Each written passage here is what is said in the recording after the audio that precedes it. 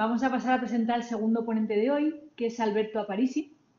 De nuevo, bueno, pues tuve la suerte de compartir con Alberto parte de la licenciatura en Física y, bueno, también somos amigos, así que estoy segura de que la charla de Alberto os va a encantar también. Alberto, él es doctor en Física y divulgador científico.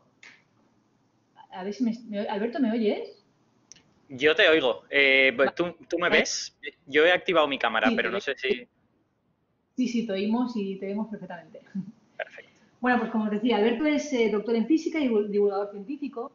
De hecho, muchos lo conoceréis pues porque colabora, por ejemplo, con la emisora de Radio Onda Cero en las secciones de La Brújula de la Ciencia y Aparici en órbita. Además, forma parte de la sección de Ciencia del Diario de la Razón. También es colaborador en los podcasts de Coffee Break y Noosfera, que son muy populares, y es el coordinador de divulgación del Instituto de Física Corpuscular, del IFIC. Así que, bueno, os dejo con Alberto, que nos va a hablar sobre la discrepancia que existe en la actualidad en la medida de la famosa constante de Hubble, que ya introdujo algo David Valles el otro día en su charla. Así que nada, Alberto, cuando quieras, todo tuyo. Pues muchas gracias, Susana. Bueno, espero que todo el mundo vea bien la pantalla. Susana, ¿me confirmas que se ve bien? Sí, se ve perfectamente. Vale, si hay algún problema, genial. te aviso. Perfecto. Bueno, nada, muchas gracias por invitarme en primer lugar y espero que os interese esto que voy a contar. Sucede que yo no pude ver la charla de David el otro día porque he tenido una semana terrible, así que no estoy muy seguro de si voy a repetir cosas que David ya contó. Esperemos que si las repito, pues no sean muchas, ¿no? Pero voy a hablaros de la tensión de la constante de Hubble, pero claro, antes de todo eso voy a tener que hablaros un poco de cómo se mide la constante de Hubble y qué es exactamente lo que estamos midiendo. Por cierto, está el afilador en mi calle. No estoy muy seguro de si lo oís o no. Yo espero que no, pero a mí se me está colando en el sonido a tope. Te oímos. Lo único, si quieres y puedes compartir la cámara, también perfecto. Si no, no te preocupes. Yo no puedo compartirla, por ejemplo. ¿La cámara qué quieres decir? Que te veamos a ti también hablando si quieres, pero si no, no hay ningún problema. Las slides se ven perfectamente, ¿eh? Y si te oye bien. Ah, no, pero si estoy compartiéndola desde hace rato. Ah, vale, yo no te veo. Mira, Isa por aquí dice que sí. Vale, no pasa nada, olvídalo. Perfecto, pues nada. Te oímos perfectamente. Vale, perfecto. Muy bien. Bueno, pues en realidad lo que voy a contar en esta charla es que voy a hablar de expansión del universo, de cómo se mide eso y de cómo interpretamos esas cosas que estamos midiendo, ¿vale? Porque al final vais a ver que, claro, nosotros tenemos un modelo en el que interpretamos todas las cosas que estamos viendo, pero lo que vemos y lo que interpretamos no se deduce de manera directa, sino que pasa pues por las ecuaciones de la relatividad general y por todo un montón de cosas, ¿vale? Entonces, yo voy a tratar de guiaros a través de ese caminito. Vamos allá. A ver, si lo hago desde aquí, ¿no me pasa la diapositiva? Claro que no. Si lo hago desde aquí, sí. Vale, perfecto. La parte primera de todo esto, y que supongo que a todos os sonará, es que el universo se expande, ¿vale? Esa frase la hemos oído infinitas veces. Pero tenemos que bajar a lo que significa exactamente esa frase, ¿vale? Para empezar, significa que ahora el universo es grande y que hubo una época en que el universo no era tan grande. Esto se ilustra en esta imagen de aquí, en la que nosotros estamos a la derecha, en un universo que es grande y frío, que tiene galaxias y todo ese tipo de cosas, y a medida que nos vamos hacia la izquierda, lo que hacemos es ir atrás en el tiempo y el universo se va volviendo más denso y también, a ver... Vale, no pasa nada. Es que veo que estáis hablando en el chat y oigo ruiditos, pero no sucede nada. Ok. A medida que nos vamos a la izquierda, volvemos atrás en el tiempo hacia un universo que es cada vez más caliente y en el que hay cada vez menos cosas. En el universo de hoy en día tenemos galaxias, tenemos estrellas. Cuando nos vamos para atrás en el tiempo, el universo se va volviendo caliente y en realidad lo que tenemos es cada vez una especie como de magma de gas muy caliente. Si nos vamos totalmente a la izquierda, veis esta parte brillante de ahí, que es lo que se llama el Big Bang, ¿vale? El Big Bang se supone que es el instante inicial del universo y conocemos muy pocas cosas sobre él, ¿vale? Todo lo que decimos sobre el Big Bang lo deducimos de los modelos que tenemos, pero nuestro acceso a esos instantes iniciales es muy, muy limitado. Esperemos que en la próxima década se haga un poquito más grande si conseguimos detectar ondas gravitacionales de los primeros instantes del universo. Pero eso a día de hoy todavía no se ha podido hacer y no se hará con instrumentos como los que Isa nos ha contado, sino que se hará con otro tipo de instrumentos porque esas ondas a día de hoy son demasiado débiles y no se pueden ver con instrumentos directos en la Tierra. Hay que verlas con otro tipo de observaciones. Pero bueno, no quiero hablar del Big Bang porque no estamos aquí para esto. Entonces, todo esto de el Big Bang, muy a menudo cuando lo vemos, sobre todo en artículos periodísticos, pues lo vemos dibujado de esta manera, ¿no? El Big Bang pues debe de ser como una explosión, ¿no? O sea, hay algo que explota y se acabó. Bueno, pues el Big Bang no se parece en nada a una explosión. No tiene nada, absolutamente nada que ver con una explosión. Y lo que está sucediendo cuando el universo se expande o cuando ocurre el Big Bang es básicamente que el espacio se está estirando, ¿vale? La expansión del universo es un crecimiento del universo. Tenemos que imaginarnos el universo como que nosotros estamos montados en una especie de, no sé cómo llamarlo, de andamio, que es el universo, y ese andamio está creciendo y nos va arrastrando a nosotros con ese crecimiento. Esta imagen de aquí nos permite imaginar un poquito mejor lo que es la expansión del universo. Nosotros estamos a la derecha, en un mundo en el que las galaxias están lejos, pero si nos vamos hacia la izquierda, hacia el Big Bang, lo que vemos es que las galaxias se van acercando unas a otras, pero no tanto porque las galaxias se estén moviendo, sino porque esa burbuja que representa el espacio, que representa el universo, está creciendo. La expansión del espacio es una especie de crecimiento del universo. Estas palabras están muy bien, pero al fin y al cabo no dejan de ser un bla, bla, bla. Si queremos poner sentido físico a estas palabras, tenemos que decir qué narices es esa cosa a la que llamamos universo que se está expandiendo. Y eso lo podemos hacer gracias a una teoría, que es la teoría de la relatividad general de Einstein, de la que Isa pues, ha hablado bastante rato, así que por fortuna no tengo yo que contar todos los detalles. Pero básicamente para lo que a mí me interesa, la relatividad general lo que nos dice es que el espacio-tiempo es un jugador en el juego de la física, ¿vale? El espacio-tiempo no es solo un sitio en el que las cosas están colocadas y que no hace nada, sino que el espacio-tiempo responde a la presencia de cuerpos, el espacio-tiempo se curva cuando hay cosas colocadas sobre él y esa curvatura puede también propagarse por el espacio en forma de ondas gravitacionales, como Isa nos ha explicado. En el momento en que asumimos que el propio espacio es una especie como de actor en el drama de la física, ya podemos entender figuras como esta de aquí. O sea, en esta figura lo que está ocurriendo es que esta burbuja, que representa el universo, representa el espacio del universo, está creciendo porque forma parte como de la física del universo, que ese espacio crezca, ¿vale? ¿Y qué efecto va a tener eso sobre nosotros, que somos los objetos que estamos montados en el universo? Pues el efecto va a ser similar a este. Nosotros estamos montados en esta burbuja que está creciendo continuamente. Nosotros seríamos una de estas galaxias aquí, ¿vale? Y el universo se está expandiendo. Con lo que eso significa que entre nosotros y cualquier otra galaxia está apareciendo espacio nuevo continuamente. El universo está creciendo. Entonces, ese espacio nuevo que está apareciendo trata de alejar esa galaxia de nosotros. Y por lo tanto, en las circunstancias apropiadas, lo que veremos es que esa expansión del universo aleja las otras galaxias de nosotros. ¿Qué significan las circunstancias apropiadas? Pues significa que hay otros efectos físicos que luchan contra esa separación. El más importante de ellos es la gravedad, ¿vale? Y de hecho lo que observamos es que las galaxias que tenemos cerca y que están, digamos, muy influidas por, nosotros estamos influidos por su gravedad y ellas están influidas por la nuestra, esas galaxias no se alejan debido a la expansión del universo, porque, digamos, la gravedad gana la partida. Pero a partir de una cierta distancia, cuando la gravedad ya es demasiado débil, entonces la expansión empieza a ganar esta partida y sí que vemos que todas las galaxias se alejan. Por eso habitualmente decimos que la expansión del universo significa que las galaxias, a partir de un cierto punto, se empiezan a alejar todas y de ese punto para acá, pues ya depende. Algunas se van a acercar a nosotras, otras se van a alejar, pero desde ese punto hacia nosotros, la dinámica no está dominada por la expansión, está dominada por otras cosas. Por ejemplo, el movimiento propio de las galaxias o, por ejemplo, la gravedad a la que nosotros las sometemos. Bien, todo esto está muy bien, pero os he vendido una interpretación de la realidad. O sea, fijaos que no os he puesto ningún dato físico y os he contado una historieta con dibujitos, esencialmente. Esta interpretación de la realidad, ¿de dónde viene exactamente? Porque la física no se hace con dibujitos. La física se hace observando la realidad y viendo qué cosas podemos deducir de esto que observamos. Bueno, pues para explicar esta historia tenemos que irnos 100 años en el pasado. Tenemos que irnos a principios del siglo XX y la primera evidencia de esta expansión del universo se obtuvo durante la década de los años 10 del siglo pasado. Ahora os voy a poner una foto. bueno, esto os lo enseño en otro momento. Ahora os voy a poner una foto que no es de los años 10, ¿vale? Es mucho más reciente. Es una foto, yo supongo que será ya del siglo XXI.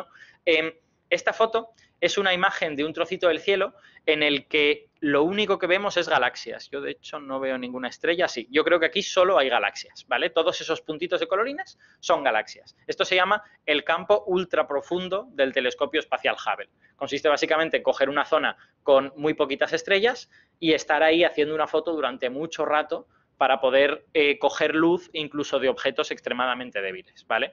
En esta foto lo que vemos es muchas galaxias que están, digamos, cerca, entre comillas. Cerca puede significar a 50 millones de años luz, a 100 millones de años luz, o sea que no es muy cerca, pero en comparación con el tamaño del universo, que tiene miles de millones de años luz, pues bueno, 50 millones de años luz es más o menos cerca. Esas galaxias que están cerca son las que vemos como manchas más grandes en esta imagen. Pero a nosotros nos van a interesar otras, las que están más lejos, las más lejanas de todas, que en esta imagen aparecen señaladas con recuadritos y numeritos, ¿vale? Son muy pequeñas, como podéis ver, en la propia imagen así a simple vista no se aprecian, y por eso tenemos una ampliación a la derecha, ¿vale? 1, 2, 3, 4, hasta 28 galaxias. Y como veis, todas esas galaxias que están muy lejos y son muy débiles tienen una cosa en común, una cosa bastante curiosa, que es que son de color rojo, ¿vale? ¿Por qué narices las galaxias lejanas han de ser de color rojo? O sea, ¿es que acaso el universo ha cambiado de color con el tiempo? Estas galaxias que están muy lejos y que por lo tanto son muy antiguas, las vemos como eran hace mucho tiempo, ¿el universo a lo mejor al principio era rojo y ahora es de otro color? Pues no, la respuesta no es esa, sino que este color rojo es un efecto físico que está distorsionando la imagen de la galaxia. Y este efecto físico se llama efecto Doppler, ¿vale? Seguramente a muchos de vosotros os suene, incluso es posible que os hayan hablado de él ya en otras charlas, pero por si acaso alguien no sabe lo que es, tengo aquí un vídeo para explicar lo que es el efecto Doppler. Este vídeo está un poco alto el volumen, esperemos, si alguien quiere bajar el volumen, este es el momento para no quedarse sordo. Yo voy a intentar bajarlo también, pero no me deja.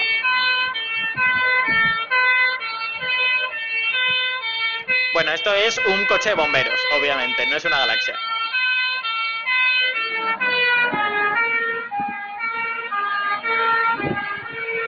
Y pasa esta cosa maravillosa que a mí me encanta y que de pequeño me fascinaba bastante. Esto que acaba de suceder es básicamente que el coche de bomberos, cuando se acerca a nosotros, su sonido suena agudo, y cuando se aleja de nosotros, su sonido suena grave. Cuando se acerca suena ni, no, ni, y luego na, no, no, ¿vale? Este efecto se llama efecto Doppler y se debe, pues básicamente, a que cuando un objeto se está acercando a nosotros, las ondas que emite se como apelotonan unas con otras y las escuchamos como más agudas, y cuando se está alejando de nosotros, las ondas se separan y las escuchamos como más graves, ¿vale? Pero en el espacio exterior no hay coche de bomberos y desde luego no hay sonido en el sentido en que nosotros lo entendemos. Sí hay algún tipo de sonido, pero eso sería otro debate para otra charla. Lo que pasa es que la onda que sí que hay en el espacio exterior es la luz. Y la luz, como también es una onda, también se puede ver afectada por este efecto Doppler. El efecto Doppler en la luz significa que cuando un objeto se va a acercar hacia nosotros, nosotros lo vamos a ver ligeramente azulado. Y cuando se está alejando de nosotros, lo vamos a ver ligeramente rojizo. Cuán azulado y cuán rojizo ya va a depender de a qué velocidad se mueva. Como la luz es muy rápida, se mueve a 300.000 kilómetros por segundo, hace falta que los objetos se muevan realmente rápido para que observemos ese efecto. O sea, si un coche que viene hacia nosotros a 100 kilómetros por hora, no lo vamos a ver más azul, ¿vale? Eso no va a suceder. O sea, vamos, si tuviésemos unos ojos ultra sensibles, pues sí, lo veríamos un poquito más azul, pero haría falta una sensibilidad de tantísimos decimales que eso no se puede hacer. Sin embargo, las galaxias se pueden llegar a mover realmente rápido y eso hace que el efecto Doppler pueda ser muy evidente en ellas. Y eso es lo que estamos viendo en esta foto. Todas esas galaxias tan lejanas están alejándose de nosotros muy rápido y por eso las vemos de color rojo. Esto está muy bien y cuando se empezó a observar a principios del siglo XX, que no se observó de forma tan bonita como en esta foto, la gente no sabía muy bien cómo interpretarlo. La primera, digamos, publicación en la que esto se descubre y se hace notar a la comunidad científica es del año 1917 y se debe a este caballero aquí que se llama Bestos Liffer, que era un astrónomo súper importante de principios del siglo XX. Como veis, esto lo que echa es una imagen de su artículo y la imagen de su artículo pues es menos bonita que las que tenemos hoy en día en el siglo XXI. Pero, sin embargo, es mucho más informativa porque contiene algo que nos va a permitir medir la velocidad a la que se mueven esas galaxias. En esta imagen tenemos a la izquierda fotos de las galaxias simplemente, y a la derecha lo que tenemos es el espectro. Por si a alguien no le suena exactamente lo que es el espectro, es básicamente pasar esa luz por un prisma y entonces separar la parte roja y la parte azul de todo ese espectro. Incluso si podemos medir infrarrojos y ultravioleta, pues también podemos ver esa parte. Pero para esto nos bastará, yo creo, no estoy seguro, yo creo que necesitaríamos a lo mejor infrarrojos, pero no estoy muy seguro de en qué longitudes de onda estaba observando Slipher en aquel momento. Seguro que observaba en óptico y probablemente en infrarrojo también. Bueno, ¿qué es lo que vemos en esas imágenes de la derecha? Pues os animo a que os acerquéis a la pantalla, porque si no igual no lo veis, y veáis la foto de arriba a la derecha, ¿vale? La que aparece como más gordo el espectro. Y os fijéis en donde señalan las flechitas a la izquierda. Veréis que ahí en ese espectro aparecen como dos marcas negras. Esas dos marcas negras son líneas de absorción del hidrógeno. El espectro de una galaxia, en principio, es una cosa muy difícil, porque las galaxias tienen muchos objetos. Tienen estrellas, tienen nebulosas, tienen todo tipo de cosas que emiten de manera muy variada y, por lo tanto, el espectro de una galaxia es una cosa muy ruidosa. Tiene muchos objetos, ¿no? Sin embargo, como el componente fundamental del universo es el hidrógeno, casi siempre en el espectro de las galaxias vamos a poder ver la marca del gas hidrógeno que hay en la galaxia y en las cercanías de la galaxia. Bueno, esas dos rayitas negras que hay en el espectro es luz que se ha comido el hidrógeno que hay alrededor de la galaxia, ¿vale? Y esas dos líneas son características del hidrógeno y tienen unos colores determinados que podemos medir en el laboratorio. Nosotros nos vamos al laboratorio, ponemos una luz, lo hacemos pasar por un bol lleno de gas de hidrógeno y vemos qué longitudes de onda absorbe, ¿vale? Entonces, podemos comparar lo que vemos en el laboratorio con lo que estamos observando en esas galaxias. Y lo que vemos es muy curioso. Fijaos en la foto de arriba a la derecha, están esas dos rayitas, ahora bajemos a la de abajo. En la de abajo vemos también dos rayitas, pero están un poquito más a la derecha. ¡Ups! ¡Qué cosa tan curiosa! Vamos a la de abajo, están todavía un poquito más a la derecha. Y a medida que vamos bajando, están cada vez más a la derecha, en la de abajo del todo, están prácticamente al final de la parte que podía Slipher observar. ¿Qué significa esto? Bueno, os ayudo a interpretar estas imágenes. Esos espectros tienen los rojos a la derecha y los azules a la izquierda. Por lo tanto, lo que ahí estamos viendo es que las líneas están corriéndose hacia el rojo, están volviéndose cada vez más rojas. Eso nos indica que estas galaxias se están alejando de nosotros. Y si Slipher tuviera el telescopio espacial Hubble, pues lo que vería es esta imagen de aquí, con las galaxias completamente rojas. Lo bueno que tiene poder medir el espectro es que cuando medimos ese desplazamiento hacia la derecha, ese desplazamiento al rojo, podemos medir la velocidad. Y es lo que Slipher ha puesto debajo de cada una de esas imágenes. La primera galaxia, la de arriba a la derecha, se mueve a 1.200 kilómetros por segundo, alejándose de nosotros. La siguiente se mueve 10 veces más deprisa, 15.000 kilómetros por segundo. La siguiente 22.000, 39.000, 61.000. Cuanto más rápido se mueven, más desplazado al rojo, más roja está la galaxia y por lo tanto más se mueven hacia la derecha esas líneas tan chulas. Esta fue la primera indicación de que al menos muchas galaxias estaban alejándose de nosotros. Y en aquel momento no se tenía ni idea de cómo interpretar este asunto. O sea, simplemente fue una observación y la gente pues lo comprobó, vio que era así y dijeron, bueno, pues ya veremos esto a qué se deberá. Esto se resolvió 10 años después. A lo largo de la década de los años 20 hubo varias personas, pero las más importantes son estas dos que hay aquí, Lemaitre y Hubble, que se dedicaron a estudiar esto y vieron que había una correlación muy divertida, que es que las galaxias que están cerca de nosotros se alejan, pero no muy deprisa, se alejan a velocidades bueno, más razonables, mientras que cuando vas observando galaxias cada vez más lejanas, se alejan cada vez más deprisa. Y eso lo vemos en esta imagen de aquí, que es del paper de Hubble. En el eje de las X tenemos distancia, por lo tanto, cuanto más a la derecha, más lejos, y en el eje de las Y tenemos velocidad. Por lo tanto, cuanto más arriba, más deprisa se mueven. Lo que vemos es varios puntos del paper de Hubble, en el que vemos que más o menos, la verdad es que con mucho ruido, ¿vale? Estas son las primeras medidas y las primeras medidas siempre son muy ruidosas. Más o menos, cuanto más a la derecha nos vamos, cuanto más lejos nos vamos, más para arriba nos vamos, más deprisa se alejan. La cosa curiosa histórica es que esto ya lo había observado Lemaitre 2 años antes, pero lo había publicado solo en francés y no se enteró nadie.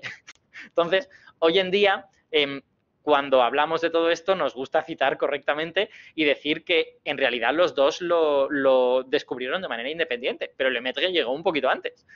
Bueno, aquí hay una cosa de historia de la física graciosa, pero no, como no quiero extenderme infinitamente, lo dejamos aquí.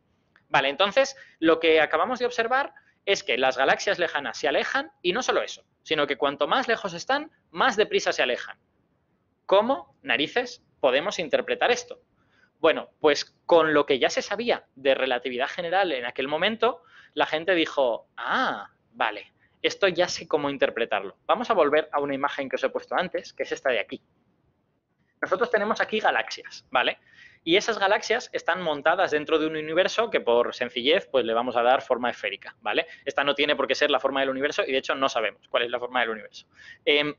Pero lo que está sucediendo en este universo es que todo el espacio, si todo el espacio estuviera creciendo, si todo el espacio estuviera expandiéndose, cuanto más espacio haya entre yo y una galaxia, más rápido se va a mover esa galaxia.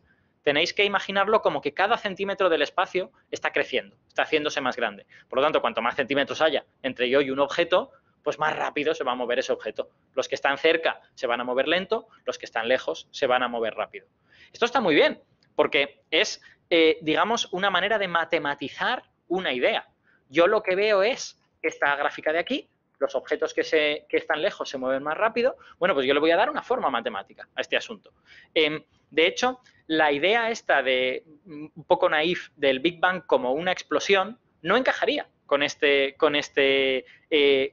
cosa que acabamos de observar. Porque si el Big Bang fuera una especie de explosión, bueno, pues las cosas saldrían más o menos a velocidad constante y todas se moverían más o menos a lo mejor si nosotros estuviéramos en el centro, veríamos que todas se alejan de nosotros, pero más o menos a la misma velocidad, o si estuviéramos en otro sitio, pues algunas se acercarían, otras se alejarían, pero bueno, más o menos a la misma velocidad. Eso no es lo que se ve. Lo que se ve es que las que están más lejos se mueven más rápido. Y eso, sin embargo, sí encaja con esta noción de que cada centímetro del espacio esté haciéndose más grande. Con lo que esta observación se considera pues la primera prueba severa de que el universo se estaba expandiendo y de que el espacio-tiempo es un actor en la física, no solo a nivel del sistema solar, porque está curvado y los objetos se mueven alrededor del Sol y de los planetas, sino también a nivel cosmológico, al nivel más grande posible. En ese nivel más grande posible, la dinámica del espacio se revela como que ese espacio está creciendo.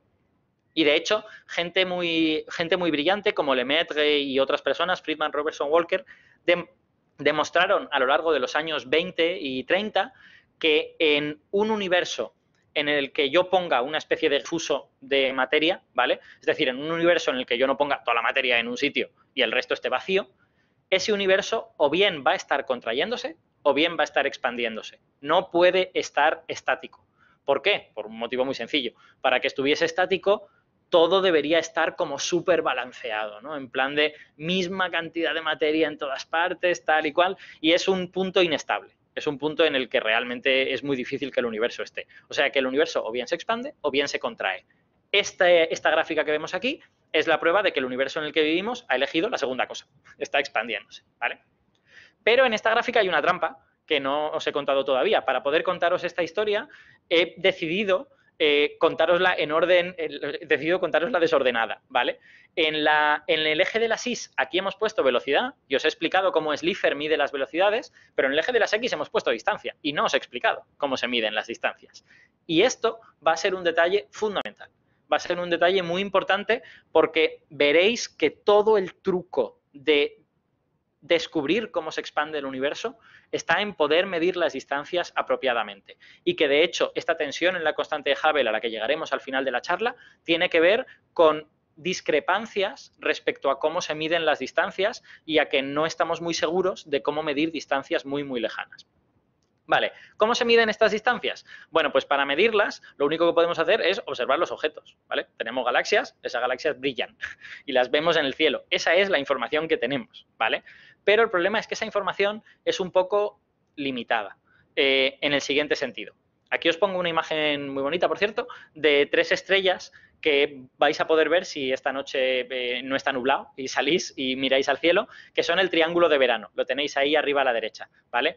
Vega, Altair y Deneb. Son 3 estrellas, posiblemente las más brillantes o las más llamativas del cielo de verano, ¿vale? Aquí veis también una ampliación hecha con telescopios buenos. No estoy muy seguro de cuál es el telescopio. Está ahí el crédito a la derecha, pero no lo llego a leer. Esta ampliación nos permite ver que las estrellas pues, parecen muy parecidas, ¿no? O sea, Vega es quizá un poquito más brillante, Altair y Deneb más o menos igual. Pero esto es una trampa. El problema que tiene observar el cielo de esta manera naif, de esta manera inocente, es que nosotros no sabemos cómo de lejos están los objetos. Y de hecho es una trampa hasta cierto punto, hasta tal punto que Vega y Altair son estrellas cercanas, son estrellas que vemos brillantes porque están muy cerca, pero no son estrellas particularmente brillantes, y sin embargo Deneb está a 2500 años luz. Está muy lejos y se ve igual de brillante porque es muy brillante. De las tres, Deneb es con mucha diferencia la más brillante, pero como está muy lejos, la vemos más o menos de la misma magnitud. Os animo a que esta noche salgáis y las veáis y veréis que a simple vista son muy parecidas, ¿no? Vega un poquito más brillante, pero vamos, apenas. Entonces, tenemos este problema de que observando al cielo no vemos la tercera dimensión. No sabemos cómo de lejos están las cosas. Necesitamos encontrar una manera de medir esa distancia. Hay una manera, pero lo que pasa es que solo nos permite medir distancias de cosas muy cercanas. Esa manera es utilizar el paralaje. Es esencialmente el mismo fenómeno que si colocáis el dedo a cierta distancia de vuestra cabeza y cerráis un ojo y abrís el otro, ¿vale? Veréis que el dedo se mueve sobre el fondo, ¿vale? Porque yo estoy viendo la proyección de una cosa cercana sobre una cosa más lejana. Y esa cosa cercana, si la miro desde dos ángulos distintos, pues se va a mover sobre ese objeto lejano. Eso se puede hacer también en astronomía, pero no se hace abriendo y cerrando un ojo, obviamente, sino que se hace utilizando la órbita de la Tierra. Se mira una estrella cuando la Tierra está en un punto de su órbita y se mira esa misma estrella cuando la Tierra está en el otro punto de la órbita. Y con un poco de suerte, si esa estrella está suficientemente cerca, podremos ver que se mueve un poquito respecto a estrellas que están más lejos. Eso nos permite medir la distancia a estrellas que no estén increíblemente lejos, ¿vale? Pero es una técnica relativamente limitada. Puede medir distancias en nuestra galaxia, en las cercanías del Sol sin ningún problema, en nuestra galaxia con alguna dificultad y en galaxias cercanas con más dificultades, pero se puede hacer. Lo que pasa es que ni siquiera llega a las primeras galaxias que se están alejando de nosotros. Se queda en esa zona en la que la expansión del universo no se observa porque la gravedad es más intensa. Entonces, el paralaje no es muy bueno para medir las distancias que a nosotros nos interesan para ver la expansión del universo, porque no es capaz de ver suficientemente lejos. Por fortuna, a principios del siglo XX, 10 años antes de lo que Slipher estaba haciendo, hubo una señora, que es esta señora de aquí, se llama Henrietta Leavitt, en mi opinión, una de las figuras más importantes de la historia de la astrofísica, que observó, bueno, por casualidad, como tantas otras cosas, observó un fenómeno que iba a cambiar por completo la historia de la astrofísica. Ese fenómeno se llama, bueno, el fenómeno no, el objeto se llaman estrellas variables, ¿vale? Y no era un fenómeno que descubriera Henrietta Leavitt, era un fenómeno conocido. Hay estrellas variables y además alguna de ellas se puede ver a simple vista. La más famosa quizás sea Algol, que es una estrella que va cambiando, se va oscureciendo y brillando, oscurece, brilla, y se conoce además desde tiempos antiguos que Algol cambia de brillo.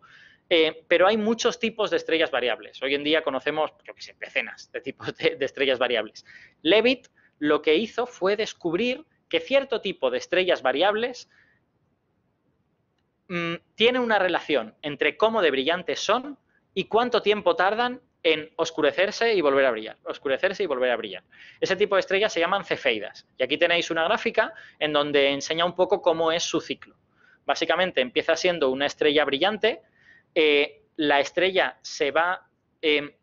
Las cefeidas, para que os podáis imaginar un poco la física, no quiero perder mucho tiempo porque si no la charla se me hará muy larga, pero para que os imaginéis un poco la física, las cefeidas son estrellas inestables, ¿vale? Son estrellas en las que en un momento dado la radiación que sale para afuera vence a la gravedad y la estrella se hincha, y cuando la estrella ya se ha hecho demasiado grande, la radiación decrece y entonces la gravedad la vuelve a comprimir otra vez. Y entonces vuelve a empezar el ciclo. Se hace grande, se hace pequeña. En general, cuando la estrella es grande, va a brillar mucho, tiene una superficie muy grande, y cuando la estrella es pequeña, va a brillar poco, porque tiene una superficie pequeña, ¿vale? Entonces, lo que estamos viendo aquí es estos ciclos de crecimiento y contracción, crecimiento y contracción. Como veis, el crecimiento es muy rápido, y la contracción es mucho más lenta, ¿vale? Entonces, este tipo de curva es la típica curva de una cefeida y los periodos típicos son del orden de días, ¿vale? Pueden ser 20 días, pueden ser 5 días.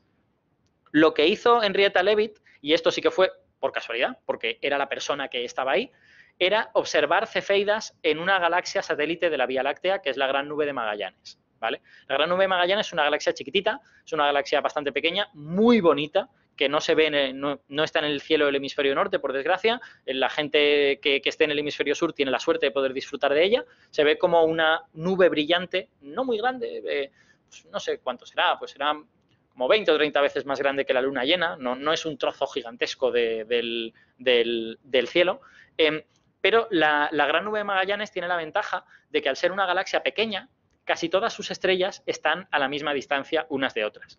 Entonces, si yo miro las cefeidas de la Gran Nube de Magallanes, no tengo este problema que tenía con Altair, Deneb y Vega. Alguna puede estar un poquito más lejos, pero ninguna va a estar 1000 veces más lejos, ¿vale? Entonces, lo que descubrió Leavitt, observando las cefeidas de la Gran Nube de Magallanes, es esta cosa de aquí. Básicamente, las cefeidas con un periodo corto, como la de abajo, en la curva roja, son más débiles. Las cefeidas con un periodo largo, como la curva azul, son más brillantes. Y eso ya no depende de la distancia, porque todas las cefeidas que ya estaba mirando están más o menos a la misma distancia. Entonces ella descubrió que midiendo el periodo de una cefeida, puedo medir su brillo. Y eso es algo maravilloso, porque el periodo sí que ya no se ve afectado por la distancia a la que está la estrella. El periodo es el que es. Lo que tarda entre un pico y otro es el que es. Entonces, si yo puedo encontrar una cefeida en una galaxia lejana y le mido el periodo, yo sé cómo de brillante es esa cefeida. Bueno, hacen falta unos pasos intermedios. Hay que calibrar la escala de las cefeidas, ¿vale? Hay que encontrar cefeidas cercanas que podamos medir su distancia mediante paralaje, que es esta cosa que sí que podemos controlar, pero una vez tenemos eso, tenemos calibrada la curva y la podemos usar para otras cefeidas que no están suficientemente cerca y no podemos usar el paralaje, ¿vale? Este descubrimiento es increíble, porque de repente le otorgó la tercera dimensión al universo. Había problemas muy serios para medir las distancias a las que estaban las cosas. Y gracias a este descubrimiento se pudieron empezar a medir distancias a galaxias. Descubrir que las galaxias estaban fuera de la Vía Láctea. O sea, cuando Leavitt publicó esto en el año 1912, había dudas de si la galaxia de Andrómeda no era una nube dentro de nuestra propia galaxia, porque no había manera de medir a qué distancia estaba. Bueno, fijaos si es importante que tenemos aquí una imagen bueno, es una composición. La imagen de la izquierda es la galaxia de Andrómeda, y a la derecha abajo tenéis una foto de esa misma galaxia tomada por Hubble en el año 1923. Y lo que veis es que, bueno, tiene ahí unas marcas de estoy observando esta estrella, estoy observando, bueno, tiene varias marcas con N, significan nova, son estrellas que explotan, sufren una explosión de repente, pero arriba, en la foto de Hubble, veis que pone bar con una exclamación. Eso significa, he encontrado una cefeida, puedo medir la distancia a la galaxia de Andrómeda. Y Hubble, a principios de los años 20, fue el primero que midió la distancia de la galaxia de Andrómeda y vio que estaba a 2 millones y pico de años luz. Por lo tanto, estaba muy fuera de la Vía Láctea, ¿vale? O sea que el descubrimiento de Leavitt fue súper importante y es el que nos abre la puerta a medir todo esto. La gráfica de Hubble que os he enseñado antes, esta gráfica, está calibrada con cefeidas. Las distancias del eje de las X las sabemos gracias a las cefeidas. Hubble lo que se dedicó a hacer básicamente es hacer fotos de galaxias, encontrar cefeidas en ellas y medir sus espectros. Con las cefeidas tenía el eje de las X, con los espectros tenía el eje de las Y, ¿vale? Entonces, esto está muy bien, pero el problema es que las cefeidas tampoco se pueden ver a distancias gigantescas. Las cefeidas nos permiten llegar a las distancias a las que Hubble llegó, que son, a ver que lo mire para no decirlo mal, fijaos, Hubble no llega a 10 millones de años luz. A ver, o sí que llega. Sí que llega. Hubble llega como a 20 millones de años luz o algo por el estilo. Las cefeidas nos pueden permitir llegar un poco más lejos. Con cefeidas se puede llegar a 100 millones de años luz o algo por el estilo. Que no está mal. Ya se puede observar la expansión del universo con esa distancia.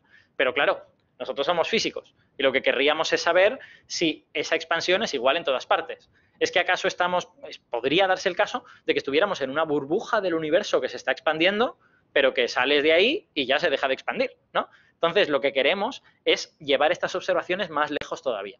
Y por desgracia, con las cefeidas se llega hasta donde se llega, porque llega un momento en que las galaxias están tan lejos que las estrellas son como una especie de neblina y no puedes distinguir una cefeida individual y por lo tanto no le puedes medir el periodo, no le puedes medir nada, ¿vale? Hace falta otra cosa para medir esas galaxias más lejanas. Por fortuna, tenemos esa otra cosa. Y esa otra cosa está en esta fotico de aquí, ¿vale? Esto es una imagen de la galaxia M82. A la izquierda veis M82 normal, a la derecha veis M82 en enero del año 2014. Así que todos nosotros estábamos vivos ya y como veis lo que ha pasado es que se ha encendido una estrella en M82. Una cosa que antes no estaba se ha encendido. Esa cosa es una supernova. A todos os sonará, supongo, la palabra. Es la explosión catastrófica de una estrella que llega al final de su vida y pues le suceden una serie de fenómenos que no son los mismos en todas las supernovas. Hay varios tipos de supernovas, por lo menos 2 grandes mecanismos por los cuales explotan, y hace que la estrella brille, vamos, con una intensidad increíble. En concreto, las supernovas que nosotros nos van a interesar para medir distancias son supernovas que se llaman de tipo 1A. Las supernovas de tipo 1A funcionan de la siguiente manera. No son una estrella muy vieja que llega al final de su vida, sino el núcleo de una estrella que ya murió, ¿vale? Ese núcleo se llama enana blanca, que está junto con otra estrella que todavía está viva, ¿vale? Entonces, en principio ese núcleo, la enana blanca, ya no tiene reacciones nucleares, está muerto, simplemente pues está caliente y emite luz porque está caliente y ya está, pero no está sucediendo nada en él, no tiene gravedad suficiente para que las reacciones nucleares se vuelvan a encender y es inerte, ¿vale? Pero si esa enana blanca está rodeada de otra estrella, tiene otra estrella cerca, y la enana blanca se acerca a la otra estrella, le puede robar material a la otra estrella. Y eso sucede cuando la enana blanca está suficientemente cerca de su compañera. Eso, desde luego, es un fenómeno que no ocurre todos los días, ¿vale? Tienes que tener una enana blanca y la tienes que tener suficientemente cerca de otra estrella para poder ver esto. Pero ¿qué es lo que pasa? Que a medida que la enana blanca va chupando material, llega un momento en que tiene suficiente masa para que su temperatura ponga en funcionamiento las reacciones nucleares. Pero la enana blanca es muy pequeñita. La enana blanca no tiene una estrella encima, es solo el núcleo de una estrella. Entonces, en el momento en que las reacciones nucleares empiezan, toda la enana blanca se va al carajo, ¿vale? La enana blanca se quema instantáneamente y aquello estalla. Y aquel antiguo núcleo pues deja de existir. Básicamente explota. Esta historia, que es una triste historia de enanas blancas, tiene una ventaja para nosotros, que es que todas las enanas blancas estallan cuando tienen la misma masa, ¿vale? Todas las enanas blancas estallan cuando llega ese punto en que se pueden empezar las reacciones nucleares. Eso depende un poquito de su composición, ¿vale? No todas las enanas blancas tienen la misma composición, pero depende levemente de la composición. Con lo que, de nuevo, bueno, podemos considerar que todas las supernovas de tipo 1A ocurren con la misma masa. Y con la misma masa significa también una cosa, que es con el mismo brillo. Creemos que todas las supernovas de tipo 1A, cuando llegan al pico, ese pico tiene exactamente el mismo brillo. Entonces, si yo observo una supernova como esta y veo el pico de su brillo, y yo sé que ese pico tiene que ser, pues no sé cuántas millones de veces el brillo del Sol, lo comparo con lo que estoy viendo en esta galaxia y digo, ah, vale, pues entonces esta galaxia debe de estar a tal distancia, porque yo estoy viendo algo mucho menos brillante que ese pico, ¿vale? Entonces, este tipo de supernovas nos permiten medir distancias mucho más lejanas que las cefeidas, porque la supernova puede ser tan brillante como la galaxia en la que está, a veces más brillante que la galaxia en la que está. Entonces, va a haber un puntito que va a destacar muchísimo sobre esas galaxias por muy lejanas que estén. Así que las supernovas son fantásticas para medir distancias, ¿vale?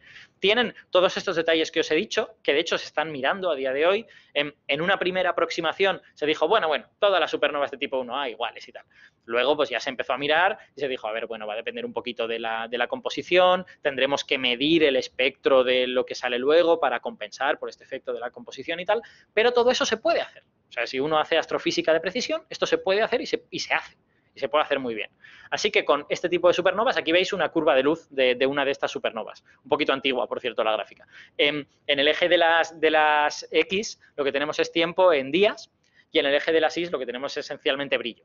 Lo que vemos es que el brillo sube muy rápido, alcanza un pico muy claro, y luego baja no tan rápido como había subido, pero bastante rápido, y alcanza una especie como de codo en el que empieza a decrecer, pero ya mucho más lentamente. Esta es la típica curva de una supernova de tipo 1A y es muy bonita la física de por qué la curva es así, pero no quiero meterme en ella porque si no, no terminaremos nunca. Entonces, gracias a todas estas técnicas que os he explicado, podemos construir cosas como lo que vemos aquí. Esta gráfica es la madre del cordero, ¿vale? Os explico lo que significa.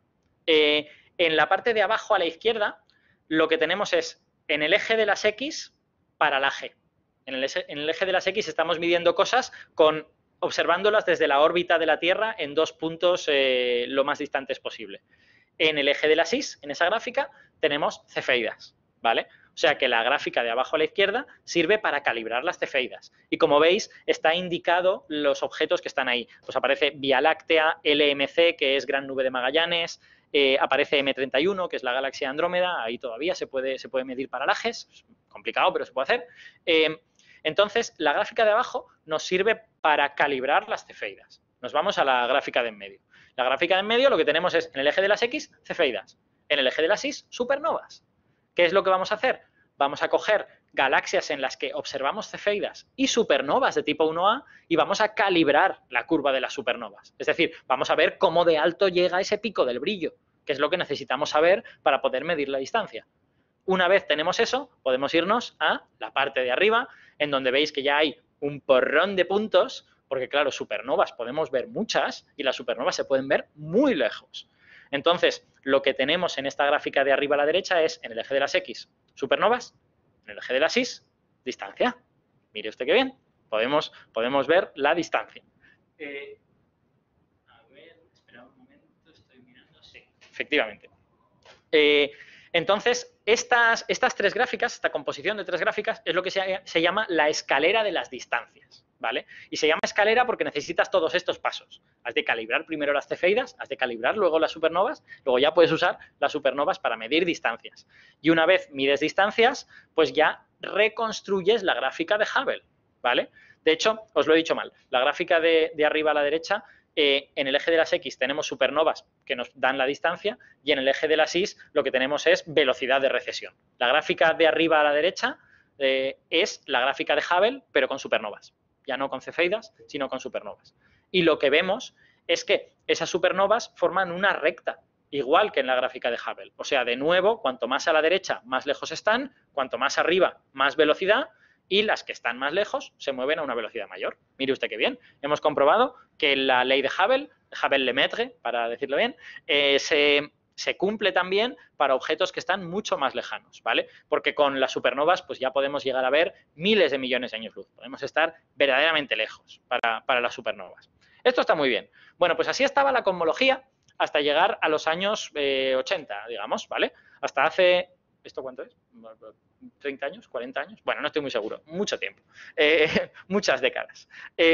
Cuando llegamos a los años 80, teníamos esencialmente que la expansión del universo estaba muy bien asentada, teníamos pruebas de sobra, teníamos todas estas maneras de medir distancias, de poder ver que efectivamente la expansión estaba ahí.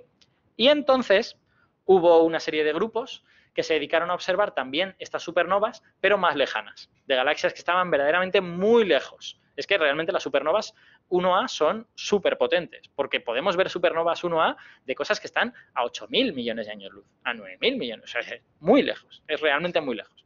Esta gente son estas 3 personitas de aquí, bueno, estas 3 personitas son los líderes de esos 2 grupos, el de arriba se llama Perlmutter y los de abajo son Schmidt y Ries. Lo que descubrieron cuando vieron estas supernovas tan lejanas es que ya no era una recta la gráfica. Oh my God, ¿qué estaba pasando? Os ayudo a interpretar, olvidaos de la parte de abajo de la gráfica, la parte de arriba es de nuevo la gráfica de Hubble otra vez, ¿vale? Tenemos distancia en, a ver, no es exactamente la gráfica de Hubble, es la gráfica de Hubble al revés, ¿vale? Tenemos en el eje de las Is tenemos la diferencia entre el brillo de la supernova y el que nosotros esperaríamos, por lo tanto es una medida de distancia, y en el eje de las Is tenemos corrimiento al rojo, que es esencialmente velocidad. Lo que observamos básicamente es velocidades muy altas, es irnos a la derecha, y distancias, a ver cómo está el asunto, y distancias muy grandes es irnos arriba, ¿vale? Lo que observamos es que cuando nos vamos a velocidades muy grandes, las distancias son un poco mayores de lo que esperaríamos.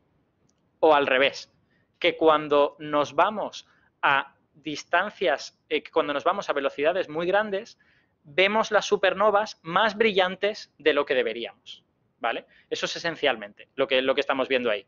Velocidades muy grandes, la gráfica nos da distancias más grandes de lo que la ley de Hubble esperaría. O, si queréis verlo de esta manera, supernovas muy brillantes, ¿vale? Supernovas demasiado brillantes. ¿Esto qué nos viene a decir? A ver, ¿demasiado brillantes? Sí, demasiado brillantes, efectivamente. ¿Esto qué nos viene a decir? Pues es difícil de interpretar. O sea, básicamente nosotros teníamos esta idea tan sencilla de que el espacio se ha expandido siempre igual, cada centimetrito del espacio se expande de la misma manera, y lo que nos está diciendo esta gráfica es que probablemente eso es mentira, ¿vale? Bueno, esto, por cierto, supuso un premio Nobel, ¿eh? O sea, esto es el premio Nobel de física del año 2011. Así que no os estoy contando nada especulativo, os estoy contando cosas que son física muy bien establecidas, ¿vale? La manera más sencilla de interpretar este asunto es pensar que la expansión se ha ido acelerando con el tiempo y que ahora el universo está expandiéndose más rápido que en el pasado.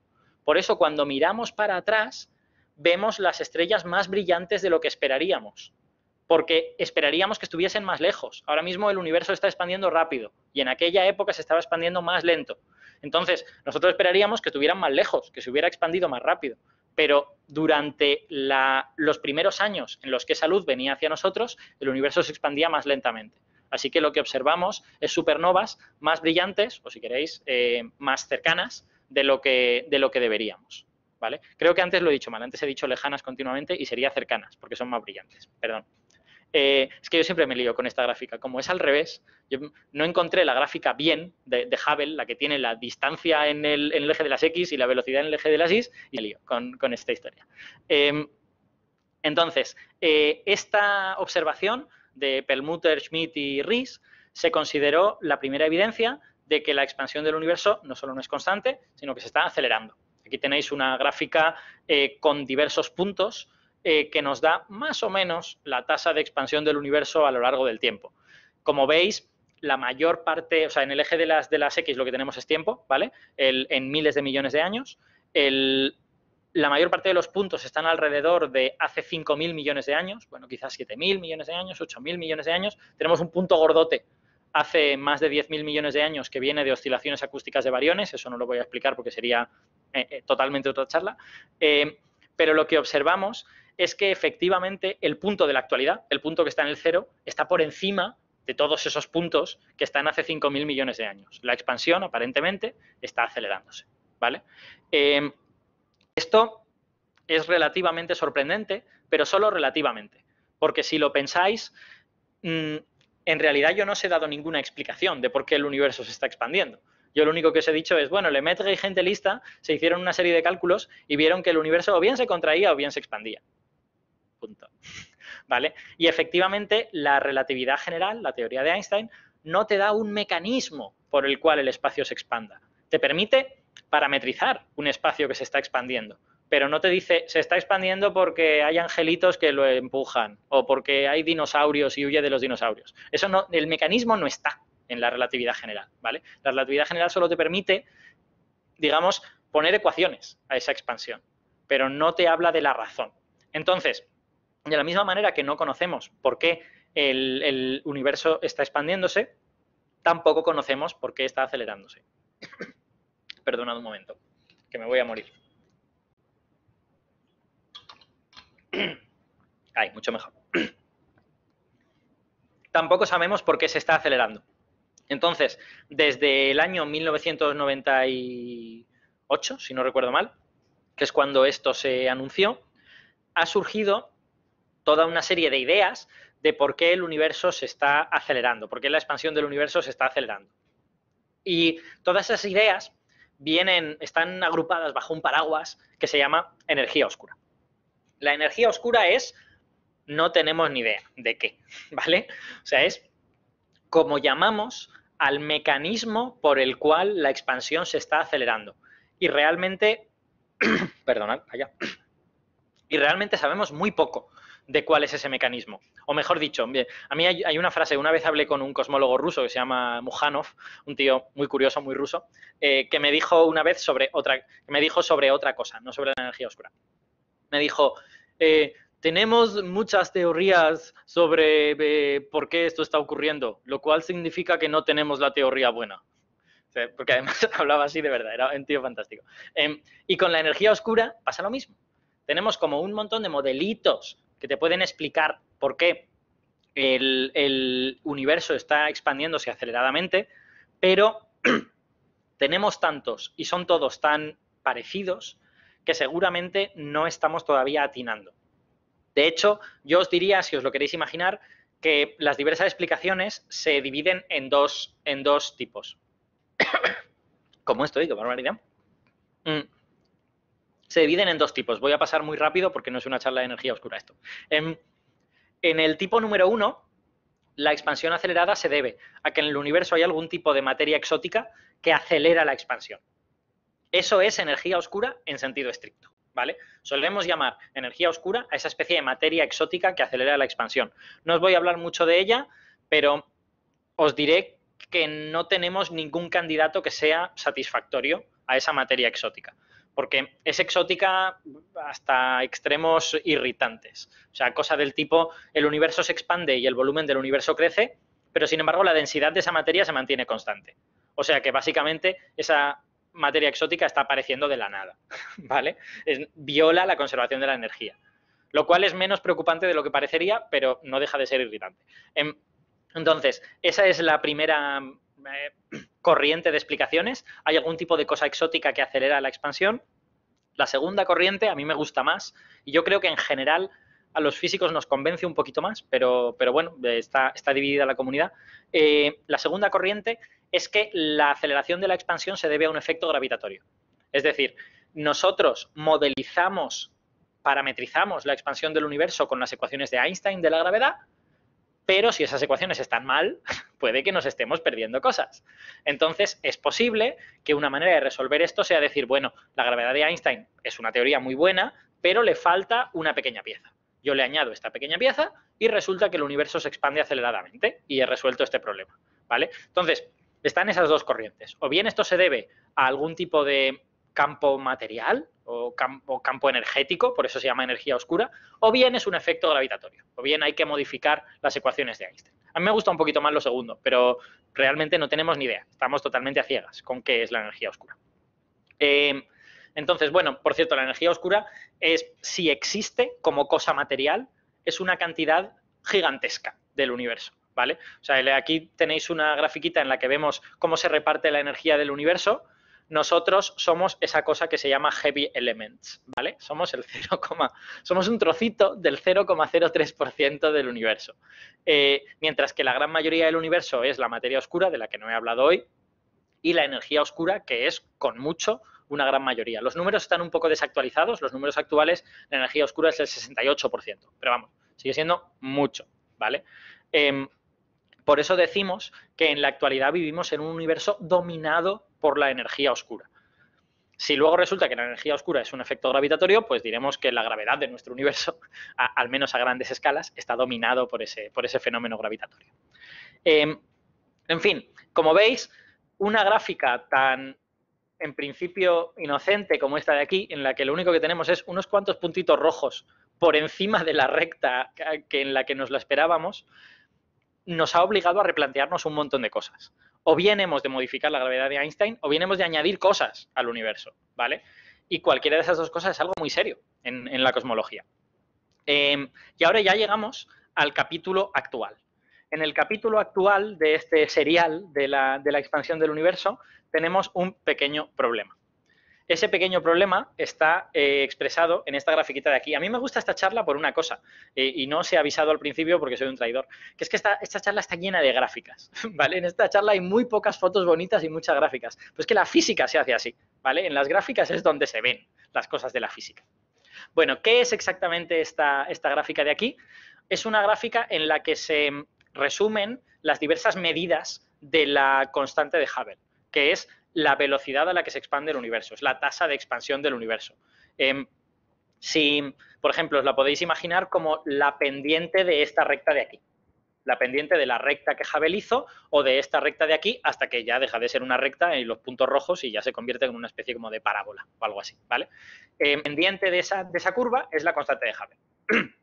Entonces, lo que veis aquí es que hay una serie de experimentos que miden un valor alrededor de 73, son los experimentos que aparecen en rojo, y hay una serie de experimentos que miden un valor alrededor de 68 o 67, ¿vale?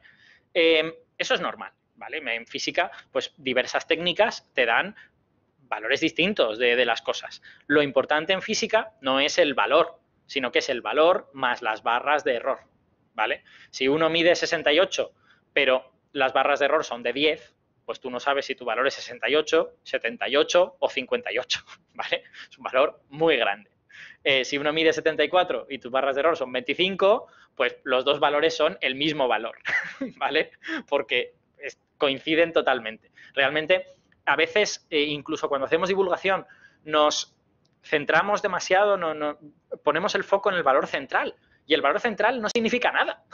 Lo que importa es el rango, el valor central más las barras de error. Eso es lo importante.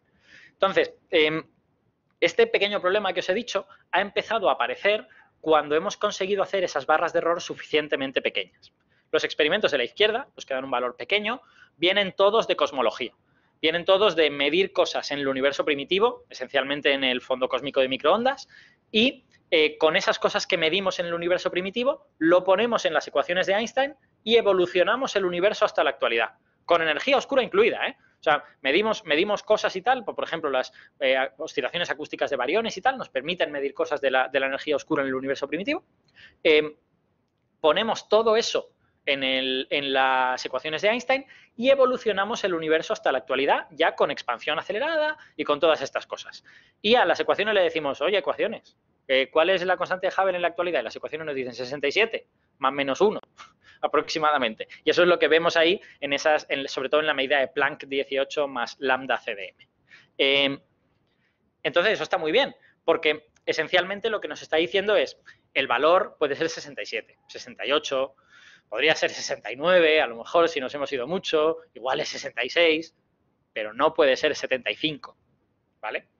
Entonces, nos vamos al otro lado. En el otro lado las barras de error son un poquito más grandes. El otro lado, lo que tenemos es la constante de Hubble medida con las mismas técnicas que se han usado para descubrir la expansión acelerada. Es decir, básicamente con supernovas, ¿vale? Tú coges supernovas, mides esta curvita que os he enseñado antes de Perlmutter, la que dio el premio Nobel de 2011, esta, ¿vale? Y en esta curvita, pues mides la pendiente y entonces tienes la constante de Hubble en la actualidad. Bueno, pues todas esas medidas, incluyendo que utilizan sobre todo supernovas para poder ser sensibles a la expansión acelerada del universo. Si no utilizas supernovas, te estás perdiendo esa parte, estás perdiendo esa pieza de expansión acelerada y entonces no estás midiendo bien esto. Pues todas esas medidas que las hace gente que son expertos en supernovas, de hecho el gran pope de las medidas de la derecha, de las medidas de supernovas, es Riess, es uno de los que tiene el premio Nobel de Física por la expansión acelerada del universo. Esas medidas antes tenían barras de error muy grandes porque es muy difícil calibrar la escalera de distancias, ¿vale? Es muy difícil coger suficientes cefeidas para calibrar bien las cefeidas, luego has de calibrar las supernovas y en cada una de esas calibraciones introduces errores y eso al final te hace que las barras de error se hagan muy grandes. Entonces, tanto la gente de universo primitivo, los de la izquierda, como la gente de supernovas, los de la derecha, han mejorado mucho sus técnicas en los últimos 20 años y hoy en día ya podemos afirmar que hay una tensión entre ambas medidas. Los que sacan la constante de Hubble del universo primitivo de hace miles de millones de años les da una tasa de expansión baja entre comillas, la diferencia entre 67 y 73, ¿no?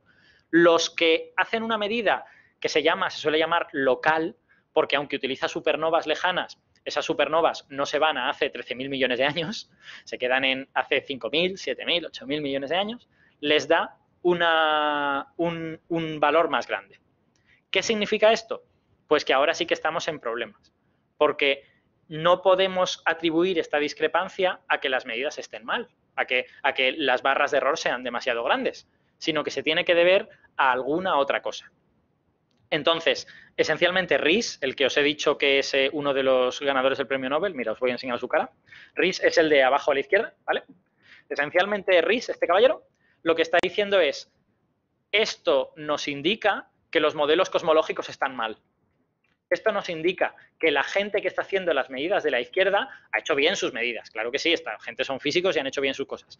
Pero los modelos cosmológicos que utilizan para trasladar la información del universo primitivo a la actualidad tienen algún problema. No están bien. Y por eso nos dan un valor que no está bien. Y Riess tiene un punto cuando dice esto. Porque él está haciendo una medida directa. O sea, bueno, todo lo directo que es, toda esta cosa tan complicada que os he explicado, pero él no está utilizando las ecuaciones de Einstein, ni tiene que meter energía oscura, ni tiene que meter la cantidad de materia oscura, ni tiene... La gente de universo primitivo tiene que meter muchas cosas para poder sacar esta medida. Es muy dependiente de modelo la medida que están haciendo. Riess, en cambio, está haciendo una medida directa, entre comillas, o al menos más directa que la del universo primitivo. Así que tiene un punto en esta cosa. Bueno, este debate se llama la tensión en la constante de Hubble y está poniéndose muy caliente, sobre todo en los últimos 3 años. Riess prácticamente se ha convertido en un activista de la tensión de la constante de Hubble. Riess no va a un sitio donde no diga que lo de la constante de Hubble es un problema muy grande, que no sé qué y que no sé cuántos. Todo el mundo piensa que lo que Riess quiere es un segundo premio Nobel. O sea, si se demuestra que él tiene razón, no solo habría descubierto la expansión acelerada del universo, sino que ahora habría descubierto que el universo necesita aún otro elemento más para poder explicar esta discrepancia entre el universo primitivo y el universo más cercano, digamos. Esa discrepancia, bueno, si ya os he dicho que la energía oscura no sabemos lo que es, imaginaos si ahora os intento explicar a qué se debe esta discrepancia. Pero esencialmente la idea es que esa energía oscura variaría también con el tiempo, si queréis verlo de esta manera. O sea, ya no solo la expansión varía con el tiempo, sino la cosa que hace variar la expansión varía también con el tiempo. Pero bueno, no vamos a entrar en ese asunto porque, digamos, es todavía más especulativo que la propia explicación de la expansión acelerada. El hecho es, tenemos esta tensión y no está muy claro cuál es la resolución. La gente de universo primitivo lo que dice es, mire, señor Riess, usted es un físico muy bueno y nosotros le respetamos, pero nosotros llevamos 25 años haciendo esta movida y todo lo que hacemos encaja muy bien con lo que vemos. A lo mejor es usted el que tiene un pequeño problema porque tiene una escalera de distancias que calibrar en la que hay cefeidas, en la que hay supernovas, que las supernovas tienen composición, que las cefeidas también tienen composición. A lo mejor, pues mire usted un poquito con un más de detalle su escalera de distancias. Y desde luego Riess lo ha hecho, ¿eh? Han pasado muchos años desde que se empezó a usar la escalera de distancias y esto es ciencia muy buena, ciencia extremadamente puntera. Pero digamos que cada parte piensa que es el otro el que tiene un problema, ¿no? ¿Cómo se resolverá esto? Bueno, esto no os lo puedo decir porque es un debate que está ocurriendo ahora mismo. Esto es ciencia que está sucediendo en estos mismos instantes. Pero lo que sí tenemos es alguna indicación de que en el futuro podríamos, tal vez, resolver este problema. Indicación número 1 es esta gráfica de aquí. Esta gráfica de aquí, de nuevo, vemos la constante de Hubble en el eje de las X y en el eje de las Y vemos cuán probable es. Esencialmente, las montañitas significan. La montañita de la izquierda gris es el fondo cósmico de microondas, ve la constante de Hubble en 67 y le parece que está en 67, pero vamos, seguro. La montañita azul de la derecha es la montañita de Riess. Riess la ve en 74, no con tanta certidumbre estadística, no lo ve tan bien, pero vemos que las dos montañitas están separadas y por eso hay una tensión. Si las dos montañitas solaparan, diríamos, bueno, pues el valor de verdad estará donde solapan. Pero las montañitas están bastante separadas. ¿Qué es la montañita roja? La montañita roja es una medida local, como la de Riess, una medida de supernovas, pero en la que las supernovas no se calibran con cefeidas. Se calibran con otra cosa que es la punta de la rama de gigantes rojas. Otra movida para poder medir distancias que en principio es peor que las cefeidas y por eso veis que esta montaña es mucho más ancha. La medida que da esto es bastante mala. Incluye ambas, incluye la cosmológica e incluye la de supernovas, ¿vale? Pero lo gracioso es que queda justo en medio.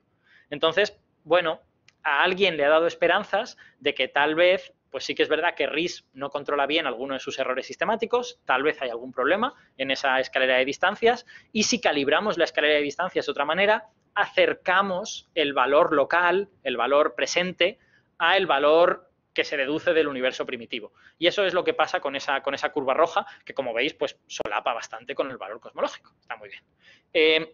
Más cosas que van a pasar en el futuro es que, creo que Isa lo ha mencionado, con ondas gravitacionales se va a poder medir la constante de Hubble. En concreto, se va a poder medir cuando tengamos ondas gravitacionales y luz, cosa que normalmente ocurrirá solo con colisiones de estrellas de neutrones. Cuando se fusionen dos estrellas de neutrones y tengamos ondas gravitacionales y luz, comparar cuándo llega la onda gravitacional y cuándo llega la luz te permite medir de manera indirecta la constante de Hubble. Hoy en día eso se ha podido hacer con una medida, ¿vale? Que es la medida de estrellas de neutrones que se tiene, y esa lo podéis ver aquí. En esta gráfica de nuevo tenemos constante de Hubble en el eje de las X, el verde es la medida cosmológica, la medida del universo primitivo, la banda naranja, esta vertical, es la medida de RIS, es la medida de supernovas, y las dos montañitas son dos medidas que salen de ondas gravitacionales. La naranja es con ondas gravitacionales solo y la azul es con ondas gravitacionales y otras movidas. Básicamente lo que veis es que la medida de ondas gravitacionales no es suficientemente buena como para distinguir. Ambas montañitas coinciden tanto con la banda verde como con la banda naranja, ¿vale? Entonces, las ondas gravitacionales a día de hoy no pueden decirnos cuál de las dos medidas es la buena. Pero si dentro de 10 años, en lugar de una colisión de estrellas de neutrones, tenemos 300, pues a lo mejor sí que lo podemos decir. Así que yo diría que esta tensión, que es muy interesante, se va a resolver.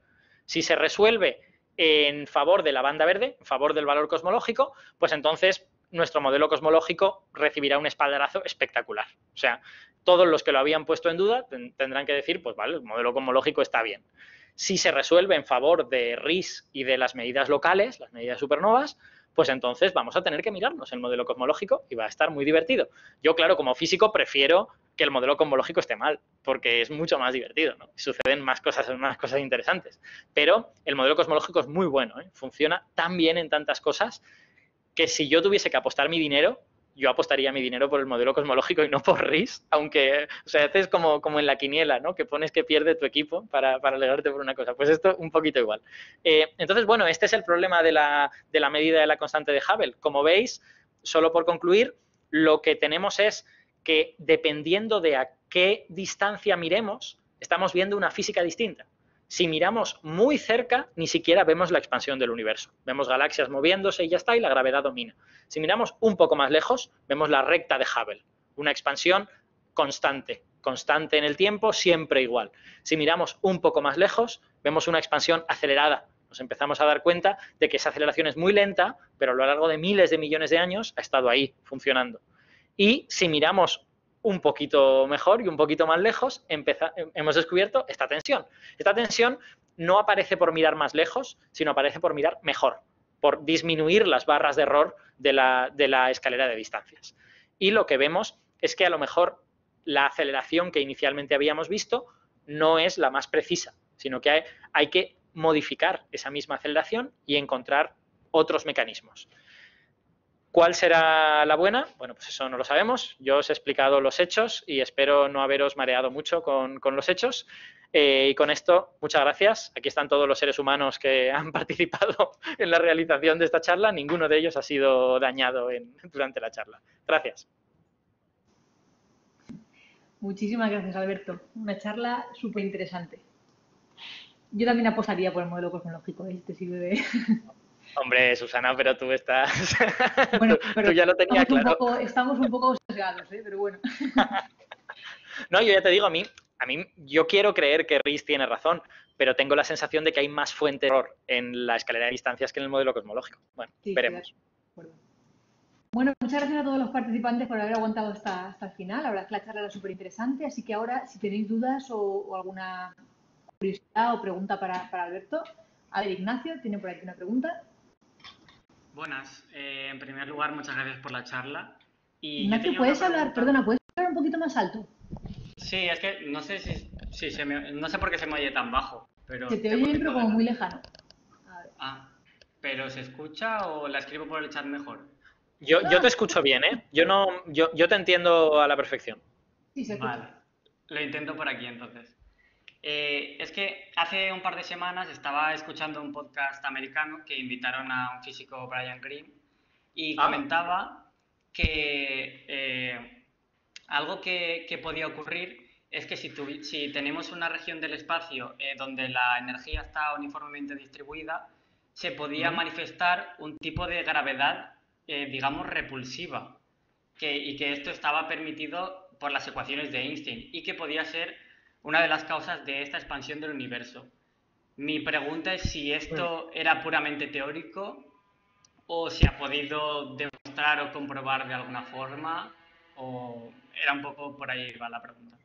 Vale, no estoy 100% seguro de a qué se refería Brian Greene, pero sospecho que a lo que se refiere es, hay una idea que cada vez está más desfavorecida, o sea, es una idea que se puede poner a prueba observacionalmente y cada vez está más desfavorecida y digamos, yo creo que poca gente le da crédito a día de hoy o son una minoría, que la idea es la siguiente. La idea es, no es que la expansión del universo esté acelerándose, sino es que nosotros vivimos en un trozo del universo que, que está inusualmente vacío y es como si el resto del universo que hay a nuestro alrededor atrajese con más fuerza al trozo del universo en el que estamos, ¿no? Y vemos un efecto, esto es explicado de manera súper cutre, ¿vale? Pero vemos un efecto análogo a esa expansión acelerada, ¿vale? Creo que debe de referirse a algo similar a esto, que efectos de que vivimos en una zona del universo con demasiada materia, con demasiada poca materia, demasiado uniforme, que a nuestro alrededor es muy poco uniforme, cosas de este estilo, te pueden hacer creer que que la física es diferente. Claro, imagínate, si el universo conspirase contra nosotros y lo que hubiera es enormes cantidades de materia a nuestro alrededor que están atrayendo a a esas galaxias lejanas, ¿vale?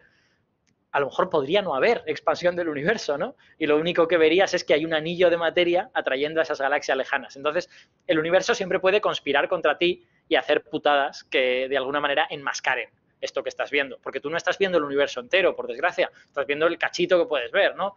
Y del cachito que puedes ver solo tienes medidas precisas a lo mejor de otros cachitos más pequeños todavía.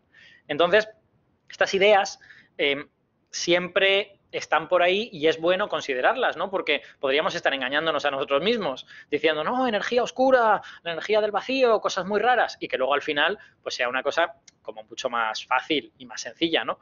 Pero lo que pasa es que esos modelos pues se ponen a prueba observando mejor las galaxias lejanas que hay a nuestro alrededor para ver si realmente nuestro entorno cosmológico, cuando se habla de entorno cosmológico, estamos hablando a lo mejor de los 1000 millones de años a nuestro alrededor. O sea, es un tamaño enorme, es un tamaño muy, muy grande, ¿no? Pero para cosmología es un tamaño pequeñito. Entonces, mirando más allá de ese entorno cosmológico, puedes poner a prueba si nuestro entorno cosmológico es inusual, si es diferente a lo que hay a su alrededor, si es patológico en ese sentido, y por lo que vemos no lo es. Es decir, estas ideas de que vivimos en un trocito del universo un poquito especial y por eso vemos estas cosas raras, a día de hoy parecen desfavorecidas. Yo no soy un experto en ellas, ni he leído infinito sobre ello, pero lo que he leído es que, bueno, que poco a poco se van viendo cosas y que en general las cosas que se ven no coinciden con este tipo de teorías.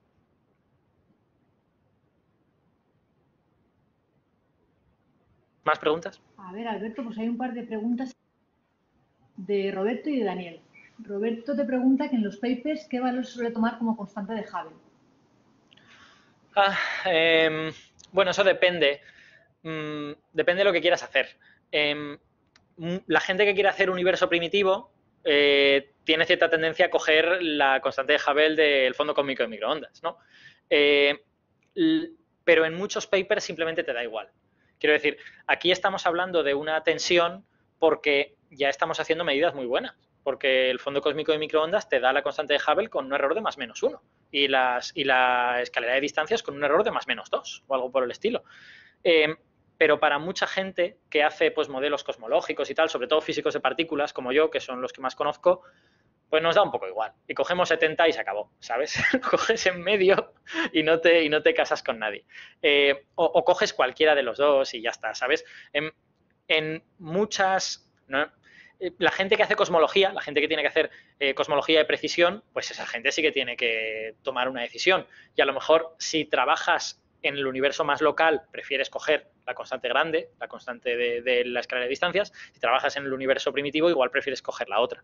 O no la coges, ¿no? Y lo que haces es coger datos del fondo cósmico de microondas y ya está, que son datos más directos, ¿no? En ese sentido.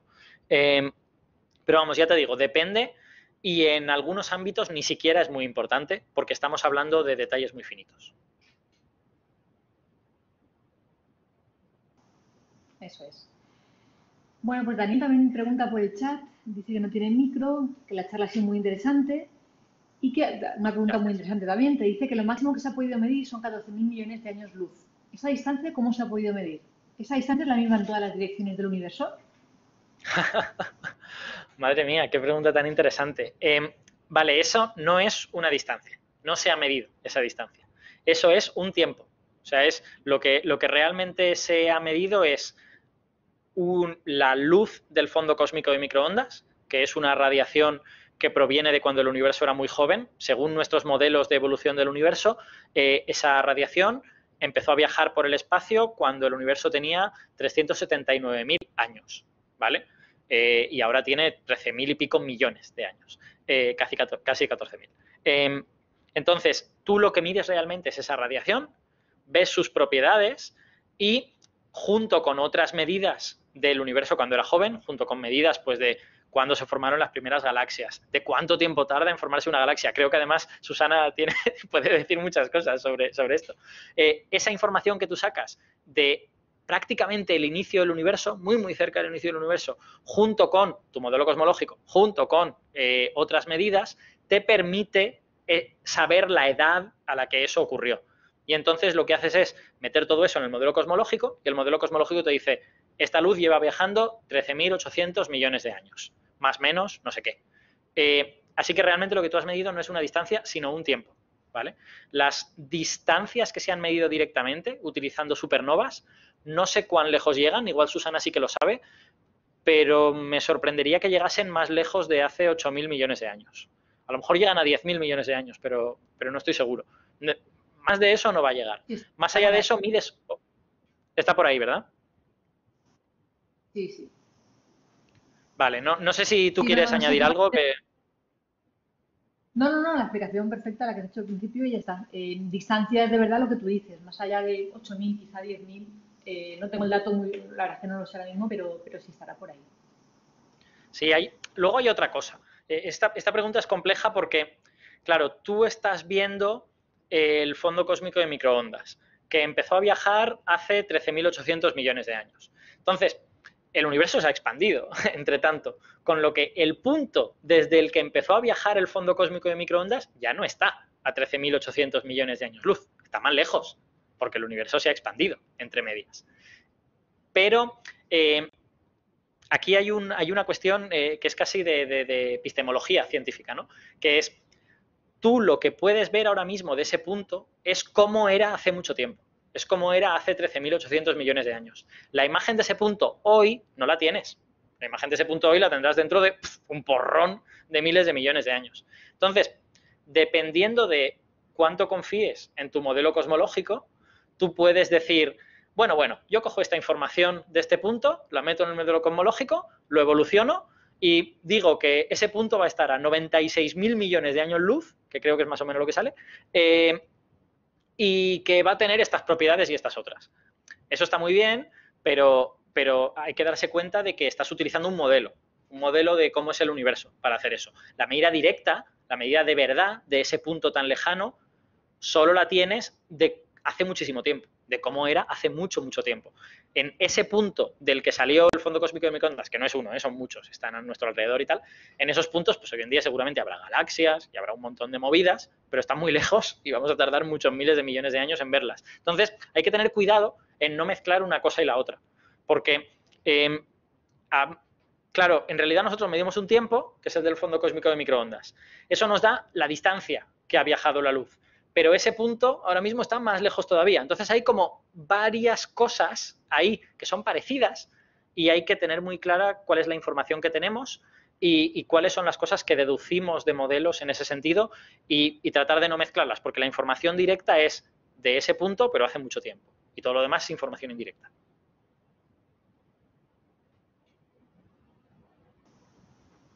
Muy bien. ¿Alguna pregunta más para Alberto? ¿Alguna curiosidad? Nada, si queréis tenemos tiempo para alguna pregunta y si no, lo dejamos aquí que es la 1:30 ya. Sí. Que... Como queráis, Bueno, si si ya no os tenéis ninguna he... pregunta, a que lo sigáis pues, a través de la radio, del periódico, de un montón de actividades en las que participa, en Onda Cero sobre todo.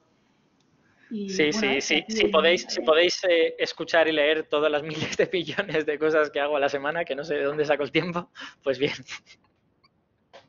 Alberto, te preguntaban Bueno, en el Rosa, chat que si ibas a escribir un libro. Que si voy a escribir un libro, es no verdad. lo tengo en la agenda, por un motivo muy concreto. No porque no me gustaría, que en un mundo ideal en el que las nubes fueran de chocolate y todo esto sí que me gustaría, sino porque es que no tengo tiempo material. O sea, es que hago 2 secciones en la radio, hago cosas en el IFIC, colaboro con el periódico. ¿Cuándo escribo un libro? O sea, que cuando además escribir un libro es súper difícil, ¿no? Porque es una tarea muy larga. Sí, escribir un programa de radio es escribir una cosita para hablar 10 minutos. Escribir un artículo es, bueno, 2000 palabras. Escribir un libro es hacer una cosa súper larga. No sé, o sea, ahora mismo me parece totalmente imposible. El Alberto del futuro, que quizá no esté metida en tantas movidas como yo, seguramente escribirá un libro, pero eso es cosa del Alberto del futuro. Bueno, en el espacio-tiempo Pues todo es estaremos posible, o sea que... Exacto. Bueno, pues ya que estáis los dos, Isa y Alberto, por aquí Rosa, y me uno a la felicitación.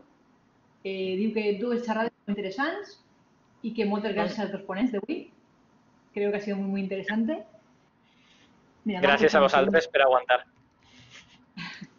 Así que nada, si no hay más preguntas, gracias a todos por haber asistido al 4.º día de esta escuela. Y mañana os animo a, bueno, el último día en el que también van a haber un par de charlas muy, muy interesantes. Así que nada, a ver, ¿quién ha escrito algo? Vale, nada, muchas gracias a los participantes también, por haber aguantado hasta el final y disfrutado de las charlas. Pues nada, lo dejamos ahí, si os parece, y nos vemos. Si queréis nuestros usuarios de Twitter los acaba de poner Isa por el chat. El de Isa es Futura Conjetura y el mío es Ciencia Brújula. Eso es, pues si queréis seguirlos en Twitter. Perfecto, muchas gracias a los dos, Isa y Alberto, por las pedazos de charlas que habéis dado. Bueno, la presentadora también ha estado a mucho nivel, ¿eh? Hombre. Bueno, lo dejamos aquí. Un saludo a todos. Hasta luego. Chao. Hasta luego, un abrazo.